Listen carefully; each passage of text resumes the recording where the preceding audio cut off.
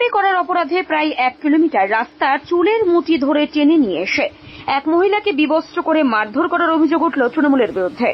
ঘটনা ঘটেছে কোচবিহার জেলার মাথাভাঙ্গা 2 নম্বর ব্লকের রুইডাঙ্গা অঞ্চলের রামঠাঙ্গা বাজার সংলগ্ন এলাকায়। এই ঘটনার জেরে চরম অস্বস্তিকর পরিবেশের সৃষ্টি হয়েছে জেলা জুড়ে।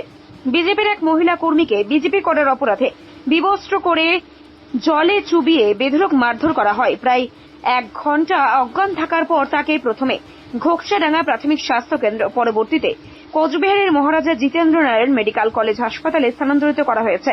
বর্তমানে তিনি কোচবিহার মহারাজা জিতেন্দ্র নারায়ণ মেডিকেল কলেজ ও হাসপাতালে চিকিৎসাধীন। মহিলা বিজেপি কর্মী বলেন, বাড়ির পাশে নদীর পাড়ে গরু বাঁধার জন্য গিয়েছিলাম। যখন ফিরে আসছিলাম সেই সময় একজন মহিলা হাতে কাঁচি নিয়ে আমার দিকে আসছিল। আমি ভাবলাম ঘাস কাটতে যাচ্ছে। সেই সময় ওই মহিলা সাথে থাকা অন্য মহিলাদের আসতে বলে এবং তারা আমাকে ধরে ফেলে। এরপর আমার চুলের মুঠি ধরে প্রায় 1 কিলোমিটার গোবর মাটি লাগা অবস্থায় নিয়ে আসে। এরপর চুলের মুঠি ধরে আমাকে জলে চুবাচ্ছিল এবং আমার সমস্ত কাপড় খুলে উলঙ্গ করে দেয় এবং আমার মাথার সব চুল ছিঁড়ে নেয়। আমি বিজেপি করি আর ওরা টিএমসি করে, আর এই জন্যই আমার এই অবস্থা। এরপর পুরুষদের দেখিয়ে বলে ওকে ধর্ষণ কর। এরপর যখন আমাকে টেনে নিয়ে যাচ্ছিল তখন আমি অজ্ঞান হয়ে যাই। এরপর আমি জানি না, তারপর হয়তোবা আমার মার বাড়িতে আমাকে ফেলে রেখেছিল উলঙ্গ অবস্থায়। পুলিশ গিয়ে ছবি তুলে তারপর ঘোকসাডাঙ্গা হাসপাতালে ও পরে কোচবিহারে রেফার করে। তিনি আরো বলেন, এলাকার তৃণমূল তাকে প্রতিদিন হুমকি দেয়। তারা হুমকি দেয় বিজেপি করে ঘর থেকে বের হোক, দুনিয়া থেকে গায়েব করে দেব, তাহলে বিজেপি ধ্বংস হয়ে যাবে। গত 4 তারিখ থেকে ঘর থেকে বের হই না। গতকালই বের হয়েছিলাম। আমার স্বামী বাইরে গেছে, আমার ছেলে কেরলে গেছে, আর তাতেই ওরা আমার এই অবস্থা করলো। কালকে প্রথম বেরিয়েছিলাম। আমার একটা 8 বছরের ছেলে রয়েছে, বাড়িতে আছে, সে স্কুল পর্যন্ত যেতে পারে না। যারা আমার সাথে এই ঘটনা ঘটিয়েছে তাদের আমি ফাঁসি চাই। এই ধরনের ঘটনার পর আক্রান্ত মহিলার পিতা বজলে রহমান ঘোকসাডাঙ্গা থানায় লিখিত অভিযোগ দায়ের করে। শেষ পাওয়া খবর পর্যন্ত এখনো পর্যন্ত 3 জন মহিলাকে আটক করেছে ঘোকসাডাঙ্গা থানার পুলিশ। বজলে রহমান বলেন, আমার মেয়ে মহিলা মোর্চার সদস্য। ভোটের ফল বেরোবার পর থেকেই বাড়ি থেকে বের হতে পারে না। পাটক্ষেত থেকে ফেরার সময় কয়েকজন দাঁড়িয়েছিল, তারাই চুলের মুঠি ধরে ছেঁচড়াতে নিয়ে আসে এবং কাপড় চোপড় খুলে নদীতে ভাসিয়ে দেয়। আমরা বিজেপি করি, ওই জন্য এই ঘটনা। তিনি আরো বলেন, আমাকেও বাড়ি ভেঙে দেওয়ার হুমকি দেয়, বাড়ি থেকে বের হতে দেবে না এই হুমকি দেয়। কোচবিহারে রাজনৈতিক সন্ত্রাস কি রূপ ধারণ করতে পারে তা এর থেকেই প্রমাণিত। যদিও এই প্রসঙ্গে কোচবিহার জেলা তৃণমূল কংগ্রেসের সভাপতি অভিজিৎ দেব ভৌমিক বলেন, কিছু না জেনে তো কোনো মন্তব্য করা যাবে না। আমি জেনে অবশ্যই আপনাদের ডেকে বলবো। আবার আমার মেয়ে মানে ওই যে মানে মাইলুটি মোর্চা সংগঠনের সেই সদস্য একজন, হ্যাঁ, ওইটা বলছে দেখি ওই জন্য মানে আমার যখন হারিয়েছে এই নিয়ে মানে ওর উপরে রাগ, ওই বাড়ি থেকে বেড়াতে যায় না। ওই দিকে পাটখাত দেখতে আসতেছে তাদের 500 মিটার দূরে ওখানে মানে ওই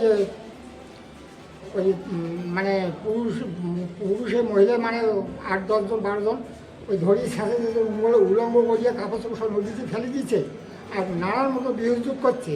করিয়ানে ওইভাবে ছেঁচড়ে বাড়ির কাছে আনিয়ে তখন আমার বাড়িতে ফেলে দিচ্ছে। আবার পরবর্তী থানা আসি ইনকোয়ারি করিয়া আবার টোটো করিয়া ঘোকসাডাঙ্গা থানা আনিয়া ঘোকসাডাঙ্গা হাসপাতালে এমনি করে থানায় গাড়িতে তারপরে কুচবিহার হাসপাতালে ভর্তি করতে হবে। যারা তৃণমূল মানে বিজেপি করিতে গিয়ে বলে তোমরা বিজেপি জানে পাবো। এই নিয়ে মানে এইভাবে মানে বাড়ি থেকে আমি বেড়াতে পারি না। ওর উপরে খুব তসলে আমার গ্রামে তো বাইরে করেছে, চলে গেছে বেদাস, আর ওর বড় ছেলে গেছে বেদাস। হ্যাঁ, এই মতো আমার পাশাপাশি বাড়ি তৃণমূল বাড়ে মানে ওই যে নেচার বলে তো স্বতন্ত্র করে ওরাকে মানে আগে দিয়েছে বলে তোমরা পিঠাও। ওর সঙ্গে অনেক চেষ্টা করো, বাড়ি ছেড়া করো, ওকে মারপিট করতে ওকে মানে ঘর থেকে মাটিয়ে দিয়েছে, বাড়ি ঘর ভাঙিয়ে দিতে চাইছে, নানা রকম হুমকি। আমাকেও হুমকি দেয়, আমারও তো মানে নানান বিচার মানে ঠিক মতো ব্যক্তি বিচার করে হয়।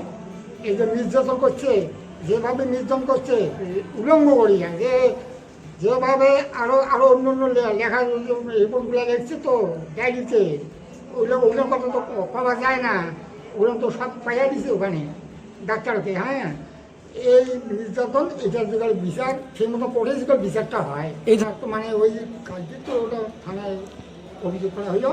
হ্যাঁ, তার আগে তো আবার ওই কেস তো অনেক কিছু হয়েছিল, আগের কেস তুলতে বলছিল, আগের কেসটা মানে ওই কেসটা না তুললে তোমাকে পিটাবো, তুমি তো নেতা হয়েছে, বড় নেতা হয়েছে, এটা নেই জানা।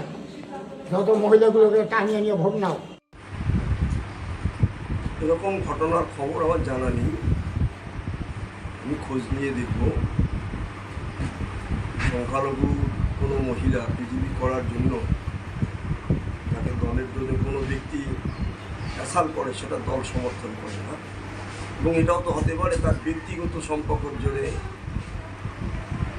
কেউ যদি অ্যাসাল করতে থাকে, সেটা ব্যক্তিগত কারণে হয়েছে না দল জড়িত আছে, সেটা আমরা খোঁজ নিয়ে যথাযথ ব্যবস্থা গ্রহণ করা হয়। আপনার নাম কি দায়িত্বে আছে? বীরেন্দ্রনাথ বর্মন, চেয়ারম্যান, কুচবিহার জেলা তৃণমূল কংগ্রেস কমিটি। রুইডাঙ্গা এলাকায় বিজেপির এক মহিলা কর্মীকে বিবস্ত্র করে মারধরের অভিযোগ কি রয়েছে? ভোট গণনার পর রুইডাঙ্গা এলাকার ওই বুথে দুজন বিজেপি করে, এটা তাদের অপরাধ। এই দুটো পরিবারকে বিভিন্নভাবে হেনস্থা করা হচ্ছে এবং তারপর থেকে 4 তারিখের পর থেকে এরা বাড়ির বাইরে বেরোতে পারছে না, যেহেতু বিজেপি করে।